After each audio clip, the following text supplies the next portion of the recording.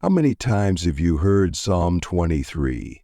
Maybe in a Sunday service, maybe at a funeral, maybe whispered in the quiet moments when you were too tired to pray but too desperate to stay silent. The Lord is my shepherd, I shall not want. Beautiful words, familiar words. But friend, what if I told you you've missed it? What if I told you that tucked inside these 6 verses is a powerful secret that can change not just how you see God, but how you live every single day? Most people read Psalm 23 as comfort poetry, a nice sentiment for hard times, but they miss the true force hidden inside. Psalm 23 isn't just something you read when you're scared. It's a battle cry. It's a roadmap. It's a declaration of absolute victory over fear, over lack, over death itself. And today, if you're willing to lean in, you're about to see it like you never have before. Let's start at the beginning. The Lord is my shepherd, I shall not want. David isn't offering a polite description of God here. He's making a defiant, powerful declaration. He's saying, because God is my shepherd, lack no longer controls me. Fear no longer defines me. Anxiety no longer owns me. Think about it. Sheep are helpless without a shepherd. They can't find food. They can't defend themselves. They wander into danger without even realizing it. Their survival depends completely on the shepherd's presence. And David, who spent his youth battling lions and bears to protect his sheep, knew exactly what he was saying. He was saying, my survival doesn't depend on me. My peace doesn't depend on circumstances. My victory doesn't depend on what I can see. It depends on who leads me. That is the secret most people miss. Your peace is not tied to your paycheck. Your security is not tied to your status. Your worth is not tied to your wins. Your hope is tied to the shepherd. And the shepherd never fails. He makes me lie down in green pastures. He leads me beside still waters. He restores my soul. Notice this. The shepherd doesn't just provide what you need. He commands you to rest in it. Help makes me lie down. Because we are stubborn, we are restless. We keep chasing what we already have. We chase love. We chase approval. We chase success. We chase peace. And all the while the shepherd is whispering, stop running, rest.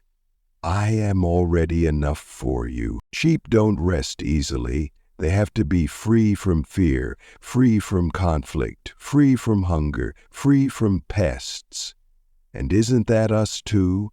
Always restless, always distracted, always worried about the next thing. So sometimes the shepherd has to slow us down, not to punish us, but to heal us, not to limit us, but to protect us.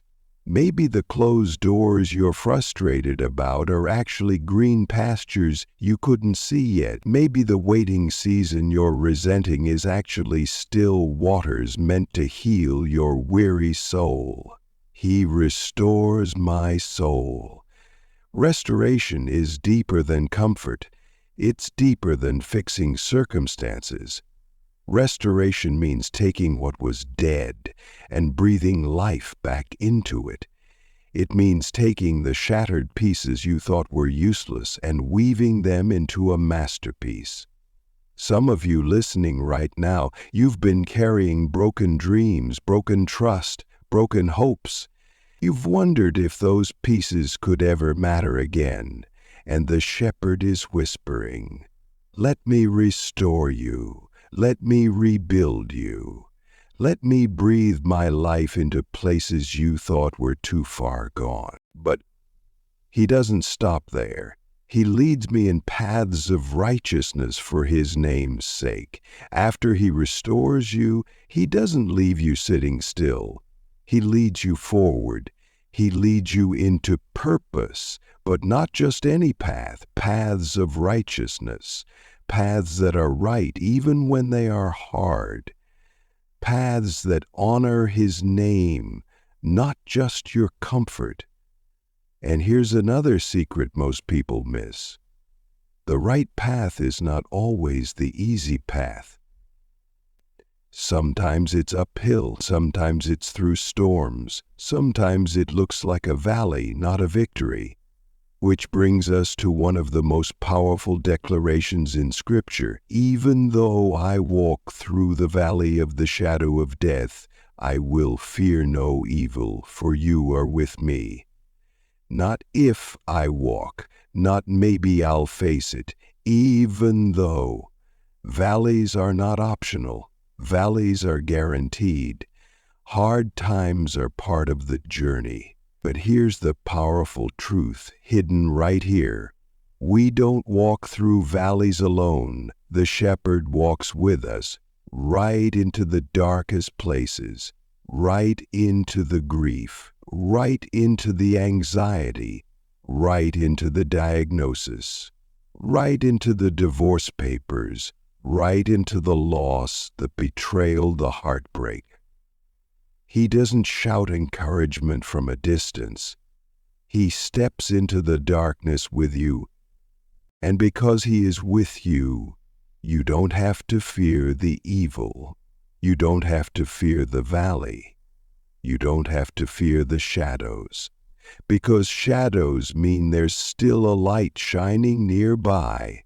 And where the light of the shepherd shines, darkness cannot win. David continues, your rod and your staff, they comfort me. The rod was a weapon, the staff was for guidance, protection and correction, defense and direction. God fights off what you cannot see, and he gently guides you when you start to drift. Some of you today feel the nudge of his staff. You feel his correction. Don't resist it. Don't resent it. His correction isn't rejection, it's rescue. His guidance isn't restriction, it's freedom. Then David flips the script again. He says, you prepare a table before me in the presence of my enemies, not after the battle is over, in the middle of it. While the enemies still rage, while the opposition still glares, while the diagnosis is still written, while the betrayal still stings, while the loneliness still aches, God lays out a feast. He blesses you in full view of everything that tried to break you, because your enemies do not get the final word. The battle doesn't end your story. The shepherd does. If today's message opened your eyes or stirred something deep in your spirit, don't keep it to yourself. Share it with someone who needs hope today. Subscribe and join this journey of trust, healing, and unstoppable faith. Remember, with the shepherd leading you, goodness and mercy are already chasing you. Your story is not over. It's just getting started.